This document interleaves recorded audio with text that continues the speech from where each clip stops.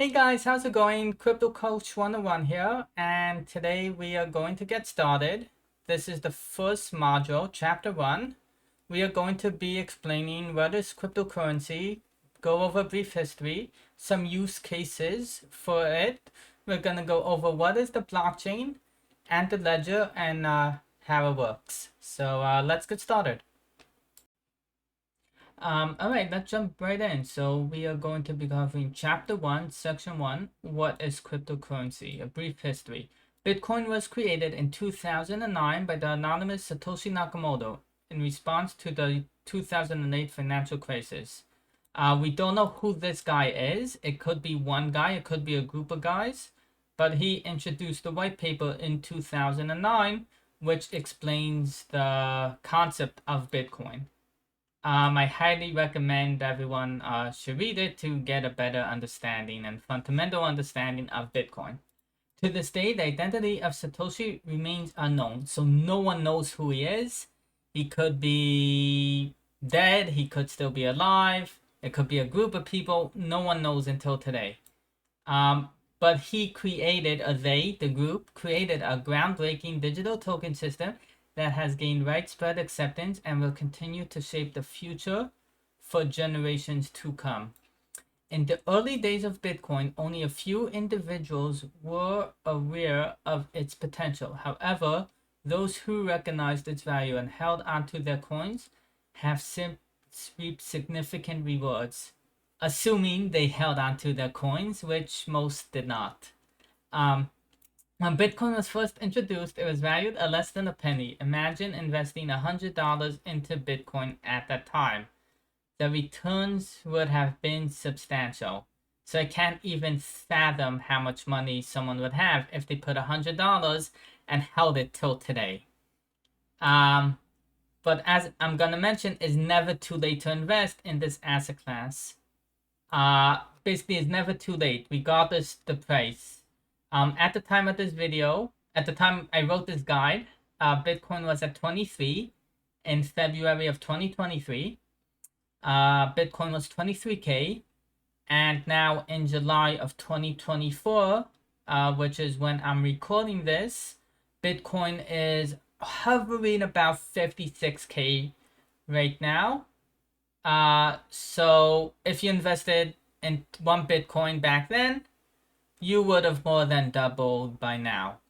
And as I would explain, it's never too late to invest, because Bitcoin has the potential to go to 100, 200K, 500K, eventually a million. It could take 5, it could take 10 years, it could take more, it could take less. But I am confident Bitcoin will reach that amount. And now that's 53 or 56K. You're thinking, oh, it's too high, it's too expensive. But you will be kicking yourself when Bitcoin hits 200K, 300K, 1 million.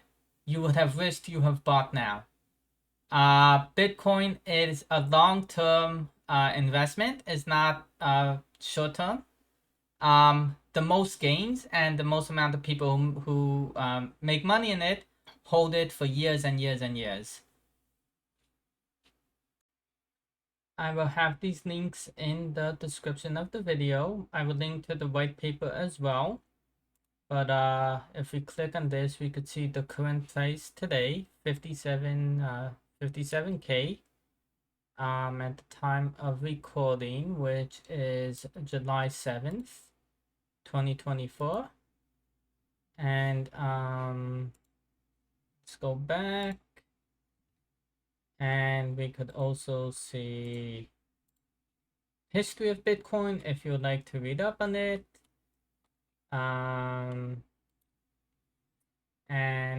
You could also scan it with your phone if you're watching it on a computer. You could scan the videos, the links with your phone. All right, what are some use cases? Bitcoin and other tokens have numerous use cases, with new ones being invented all the time. Not every day, but frequently. I won't be able to cover them all, but I will discuss the most common ones. So the first use case, transactions. You can use crypto to purchase goods in both brick and mortar stores and online websites. You can use it to send money to your friends locally or abroad with minimal fees and without restrictions. So one use case is transactions. What you can actually do is not mainstream yet because of the price is still volatile, but you could have a brick and mortar store. Let's take an example, Target. They could have a tablet, and let's say they could accept Bitcoin, Ethereum, and a couple others. You go to checkout, you want to buy something, the cashier scans it, and then you say you want to pay in Bitcoin, a QR code pops up on the tablet. You take your phone, you scan it with your wallet, you send it, and you pay for the transaction. Transactions take roughly 10 minutes on Bitcoin. So it's not practical. It's not practical to waiting in line for 10 minutes and like listening to yourself and humming, and then like, oh, it went through. So that's a reason why many stores don't take that yet, but also it's very volatile. So you could buy something, let's say something costs $2, and then the next day Bitcoin drops 10% and now is $1.80. So the store just lost 20 cents on that purchase. The upside is the next day could go up 10%, and they made 10 cents. But many stores, they're not willing to take that risk, which is why it's not mainstream yet. As the technology improves, as fees come down, as the speed up with Lightning Network, they should more and more people might start accepting it soon.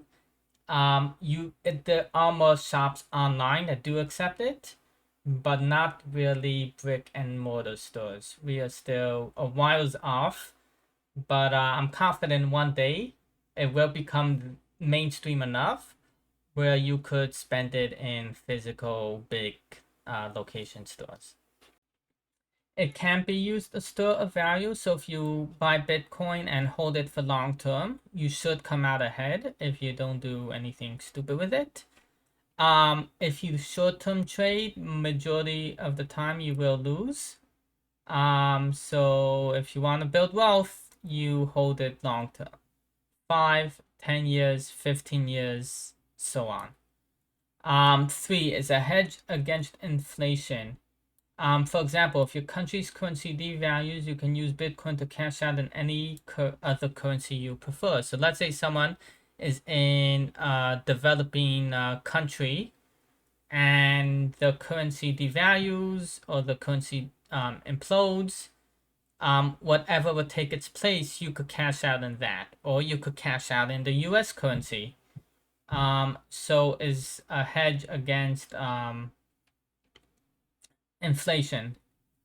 Then you could also use it for anti-censorship. Since Bitcoin is decentralized, payments cannot be blocked. So if someone's in a repressive country and they don't have a bank account and they don't have access to the traditional financial system, they can use Bitcoin to circumvent that censorship.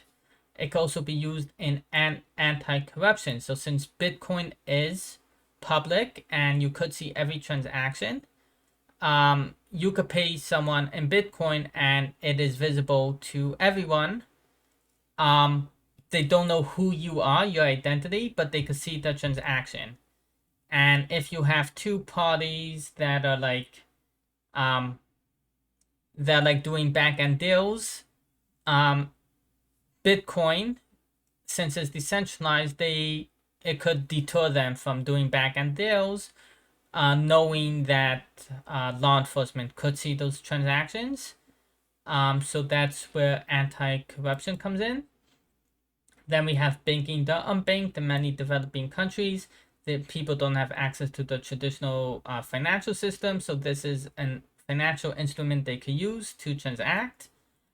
Smart contracts, this more pertains to Ethereum and Solana. Smart contracts are predetermined programs. When certain conditions are met, it will execute. So let's say someone wants to buy a house, and the buyer puts money into a smart contract, and once the seller confirms the money is there, they could say, and the buyer receives the keys to the house, the seller could say, all right, release the funds, and then the seller receives that money. So that's just one example, but it could be used for many other types of transactions. And smart contracts are just predetermined programs, predefined, that once the conditions are met, they execute. Crypto could also be used in gaming. Cryptocurrency has numerous applications in gaming, including the buying and selling of NFTs, non-fungible tokens, which we will get into in a later video, acquiring in-game items, and gaining privileged access to specific aspects of the gaming universe, just to mention a few. So cryptocurrency has numerous applications in the gaming industry. You could use it for NFTs. You could use it for acquiring in-game items, to get special access to different places in the game environment. And just that's another use case for cryptocurrency. The non-fungible tokens, just a small snippet, is basically is, let's say, it could be a piece of art, or it could be a piece of real estate. It could be put on the blockchain, and it could there could be value behind it. So a great example is the Yacht Ape Club. They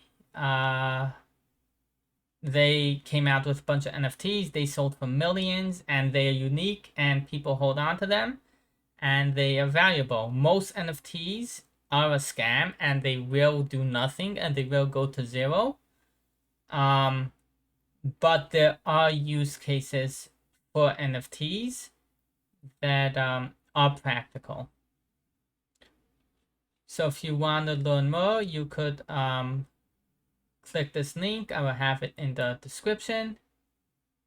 Here's some use cases, and let's get back here. Up, here we go.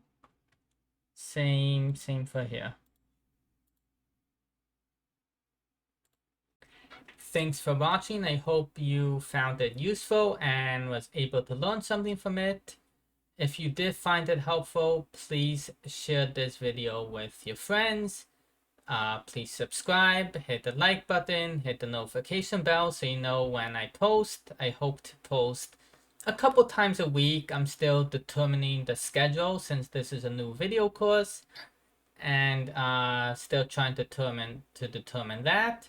Once again, I'll have all the links, all the relevant links in the description of the video. And once again, if you are interested to learn more and would like personalized one-on-one coaching, one-on-one attention, I do offer private coaching, and the link to that will be in the description as well. So thank you. Have a great day, and I'll see you in the next video.